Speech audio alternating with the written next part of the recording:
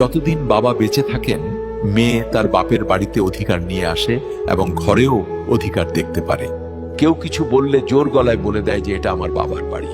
কিন্তু বাবা মারা যাওয়ার পর যখন সেই মেয়েটা আসে, তখন সে এত চিৎকার করে কাঁদে যে সমস্ত আত্মীয় স্বজন বুঝে যায় মেয়ে এসেছে। সেদিন মেয়েটি তার সাহস হারিয়ে ফেলে, কারণ তার বাবা আর নেই।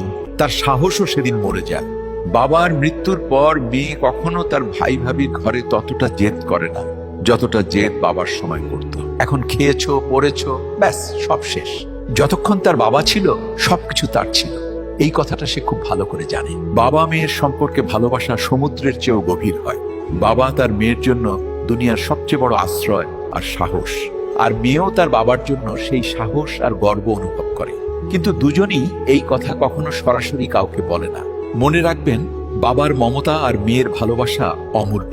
এই সম্পর্ক শব্দ দিয়ে নয়, অনুভূতি দিয়ে মাপা হয়। আপনি যদি আমার কথার সাথে একমত হন, তাহলে কমেন্টে হ্যাঁ লিখুন।